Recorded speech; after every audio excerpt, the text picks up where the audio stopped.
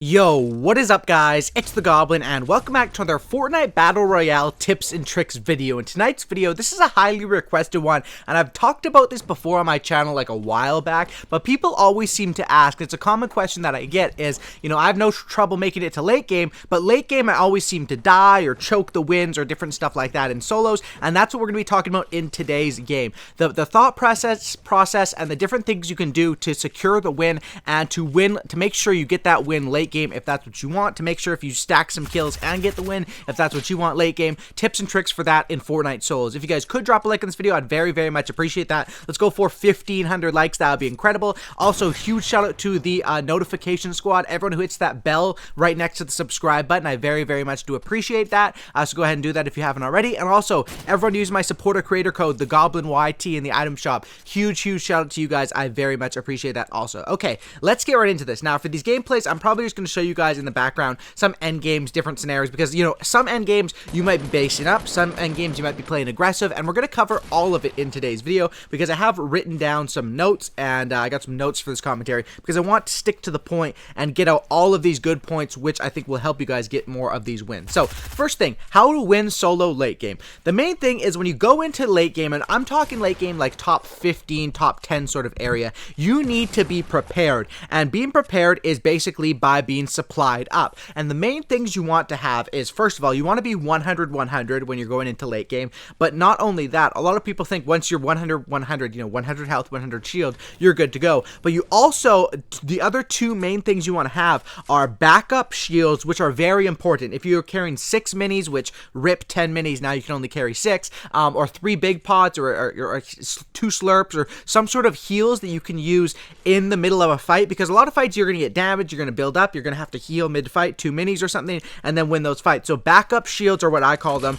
And then the other main thing is materials. And a lot of people, I still see it, go into late game with like 400, 500 materials and think they're good to go. When we're in Season 7, 2019, the average player on Fortnite nowadays is Bob the Builder. Most people can build a pretty good amount, and I would make sure that I usually want to have at least my wood maxed out or close to max when I'm going into that late game scenario. And I find that one thing that gets me a lot more wins, and one reason when I lose games is because I don't take that 3-4 minutes out of the game to stop at Dusty Divot and farm up. So making sure you're ready for that late game and supplied up with those main things, shield, backup shield, and mats, is going to increase your chances already a huge amount. I recommend 1,000 mats plus, and it ain't that hard to do if you find areas that you're comfortable farming up. Dusty Divot, maybe you run through mid game, and I recommend when you land in similar locations, you run similar routes. Sure, you can't predict where the end game is going to be, but you can predict where you're going to land, right? Because you can pick anywhere on the map. That's basically how it works.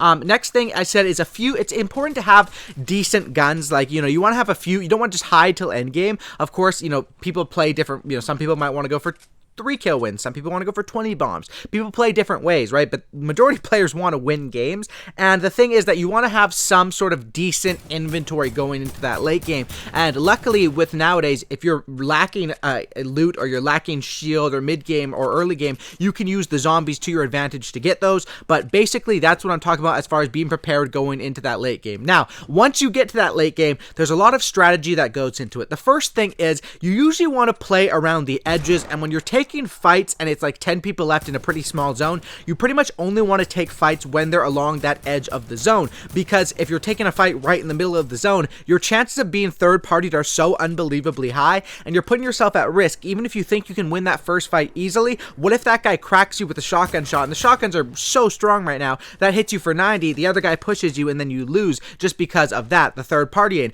Third partying can suck, and it's always like a good excuse. Oh, I got third party there. But sometimes there's really nothing you can do, and you're playing the odds, and you're playing the side zone. You have to fight. But sometimes people are in the worst positions and then wonder why there's 7 people shooting at them. It's because they're built up on the low ground in the middle, and everyone else is up on mountains shooting down on them, right? So taking fights late game, you have to decide, do you want to, once you get to that top 10, you really have to make a decision. Do you want to stack the kills and rush people? Because you can do that. Late game and early game are probably the easiest places to pick up kills, because mid game is kind of unpredictable. Late game, everyone's going to be camping trying to win. Early game, everyone's going to be running around trying to loot, and the populated areas based on the bus route, right? So that's something that I would talk about there and think that is very important. Taking fights, decide what you want. Set a kill goal and decide late game, am I going to go for these fights or am I going to play safe and play for the win? Now, play around the edges, but also big rotations. Be ready to rotate early. Now, this is one thing that I say that kind of gets confusing. I say play around the edges of the zones, but also rotate early. And what I mean by that is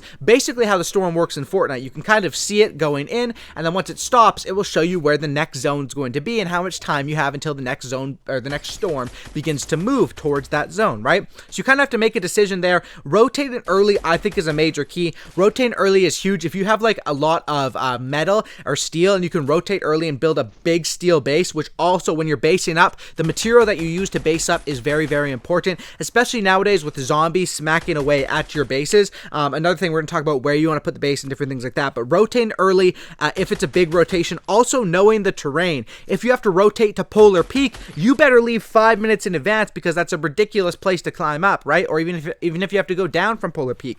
If it's around mountains, if you have to go over Loot Lake, you know, different stuff like this you have to keep in mind when you are calculating these rotations, knowing the terrain. The other thing with knowing the terrain is when you choose to base up, you don't want to base up next to a mountain. You want to take natural cover. And the way that I'll do this sometimes is I'll get the mountain that's in the zone and I'll base up on top of that, or I'll pick a house. If it's, for example, the final zone's on top of Tilted, people like to on top of Trump Tower, on top of the brown apartment building, and base up on top of that, because then you have the natural cover combined with your own cover, right? It's a way to like get triple or quadruple the height advantage, especially when using mountains. So you don't want to base up around other people who are going to be higher than you, and usually you want to base up about 4 stories.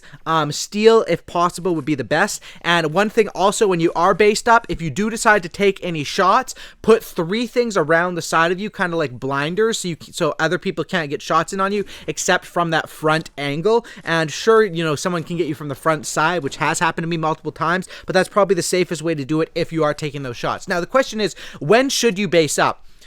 As early as you want. You can do it as early as top 15. Usually I wait till around like 7 or 5 left. It depends on the zone. If I look around, I see 5 other bases and everyone's playing it like a camper, I'm probably just going to base up and wait for the zones to move, because that's when you really have the ability to strike. Is if you play your positioning right, and Fortnite comes down to like 3 main things, right? Building and aiming, and then decision making. And decision making is so key. It's the biggest thing, you know, because if you're smart with that and you get yourself in these amazing situations, you can win these gunfights no problem. And there's been times where I've rotated early and I've had just people running towards me and just boop boop with the AK. I'm getting so much damage in just because of the positioning you're at. This reminds me of a video I watched the other day, which I'm sure some of you guys probably watched because it's Tfue. He's famous, right? He did this video where he got like, I forget, like a huge amount of damage in a competitive match, and I watched that video and they were up on Polar Peak and the whole lobby was down there. You would have thought like it was organized, like it was a King of the Hill game mode or something, and he was just raining down on them with the heavy AK, and he made a competitive match look so damn easy. Him and his whole team too, give credit to the team, you know, even though he was the one who uploaded and I watched his perspective, but he had some great teammates also, and that was all because they were smart. They positioned on Polar Peak and no one could rotate up to them because they would just gun them down. So that was a huge thing that even in a competitive match works kind of like it does in a public match, you know. So what to do when you want to base up, it's your decision. If you want to go for kills, you probably should wait to base up, depending on how many mats, how much you should reinforce your base. If you should go, you know, once you're up in a base, you can't be farming mats, you can't be getting loot. So once you're comfortable in your situation, you're like, okay, I have like 1,500 mats, 3 big pots, 6 minis, an RPG, and I have everything I need, right? You probably would only have like 1 shield slot and then 1 RPG slot. Then you can base up and sort of chill. So what to do when there's 5 people left, 3 people left, and 1v1. So the main thing is you can play it how you want, depending on if you want to go for aggression or base up and play safe or rotate early. But when there's 5 people left, that's usually the time when you want to say, okay, it's time where I don't want to choke this. I'm going to play it safe, and I'm not going to risk anything for the kills. I'm just going to play it safe and then wait for that last gunfight and take it on. And that's usually easy because when there's 5 people left, I mean, it's not easy every single game, right? But if there's 5 people left, other people are going to find it out. Once it goes down to 3 people left, your game plan is simple. You're either trying to wait for you to hear fire and third party that fight, or try to isolate each of those gunfights, which is used in a more unique scenario. Most of the time, you're going to want to try to third party that fight. However, if they're on different sides, you might want to isolate them. The one thing you don't want to do when there's 3 people left left is be in the middle and sandwich yourself between two people, shooting at your base from both angles. That is a way to get almost certain death. And then once you're in a 1v1, my biggest advice for a 1v1 is take your time. There's zombies on the map now. Avoid zombies in the last circles at all costs. Also, don't base up around the zombie things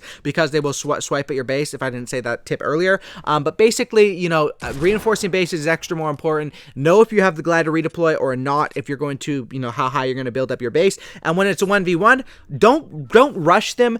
Play the zone normally, play the odds normally. For example, I had a game today where Lucky Landing, basically at Lucky Landing, the last zone was all of Lucky Landing, and it was a 1v1, and the guy was just hiding in one of the buildings. I just waited up on the mountain, up in a nice steel base for like a minute. Eventually the zone pushed him out, he had to run out, and I was shooting at him, and then I think he eventually died to the storm, so just by playing it smart.